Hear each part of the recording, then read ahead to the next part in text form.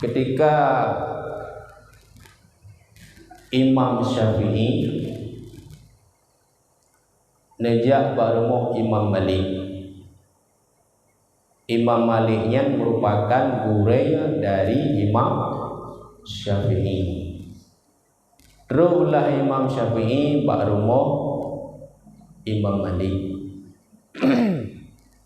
Terus kena ke Imam Syafi'i tentang salah satu hadis Nabi yang menyatakan bahwa rezekinya akan ditanggung oleh Allah, rezekinya akan nabi oleh Allah bila manusianya itim takwa. Kun Imam Syafi'i hansip dengan takwa, tapi harusnya jalan yang kedua itulah ikhtiar, usaha. Kun Imam Syafi'i hana suah ikhtiar, yang penting takwa. Kun Imam Malik, negara Imam Malik punca rezeki adalah takwa. Ke Imam Syafi'i kan takwa. Untuk terus rezeki harus ikhtiar, usaha. Yang menang beda pendapat dua. Padahal Imam Syafi'i murid dari Imam Malik. Imam Malik guru, Imam Syafi'i murid. Beda dua. Khilaf. Sehingga singkat cerita ada begah pukul berdebatlah dan begah tanpa ada kesimpulan, lagi izinlah oleh Imam Syafi'i. Dalam wanya oleh Imam Syafi'i tinggal mana mungkin dengan takwa mendang terus rezeki, kan benar usaha. Lagi damselan begah oleh ulama ketika cicim yang ipo bak bengahurawa, cicim ipo bak bengahura ketika iwa tuput kumbung peruat.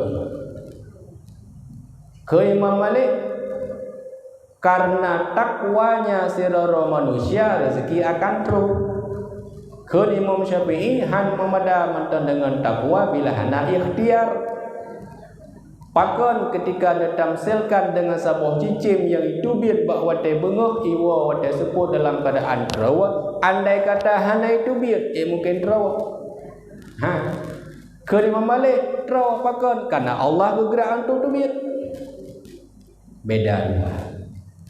Artinya tubiatnya hanya sebagai perantara, tetapi untuk terawa cicimnya memang karena kehendak daripada Allah. Ke Imam Malik.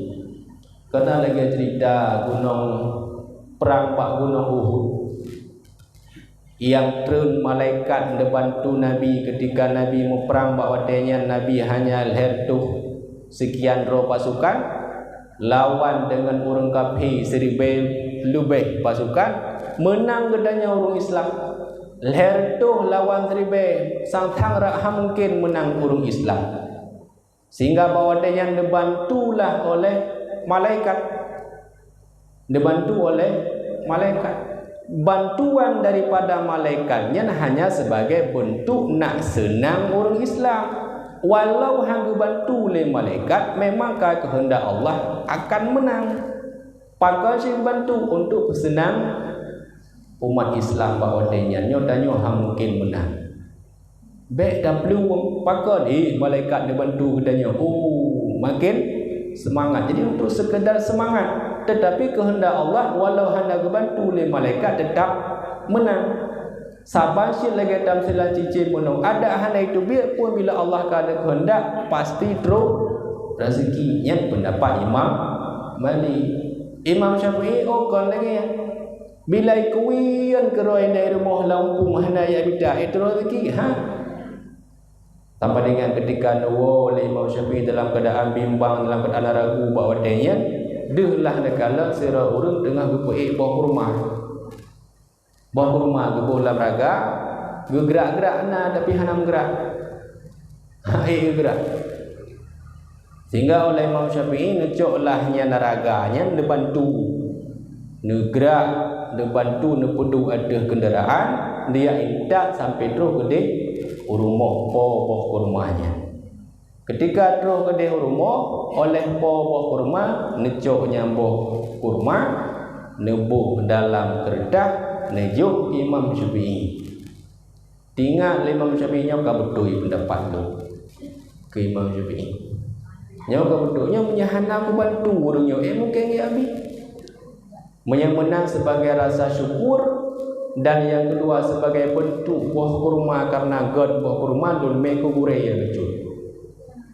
Jadi karena oleh Imam Syafi'i hana jadi huwa rumah cok buah kurmanya me long gede bak gure ke iaitu Imam Malik. Sambilan kena pegah bahawanya ka betul pendapat tu. Terus gede bak rumah Imam Malik nekeun oleh Imam Syafi'i.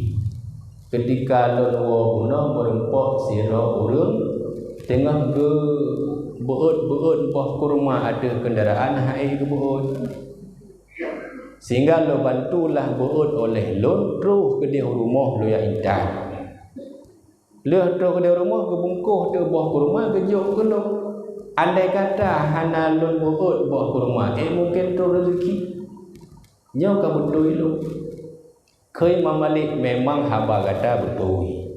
Tapi abah haba lo pun hana salah.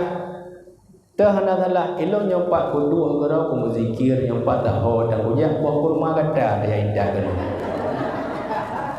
Betul Imam Malik. Ya ka hana putaha tapu elok hana pu ikhtiar tapu pi kedua gerau rumah tapi kata yang indah gelo pakar memang kajatah rezeki lo. Yang menang haba kata juga betul, haba lo juga hana salah. Aku mengkem-kem dua ke antara murid dengan guru, walau beda pendapat tapi tetap tersenyum, tetap kem-kem remeh-remeh muka.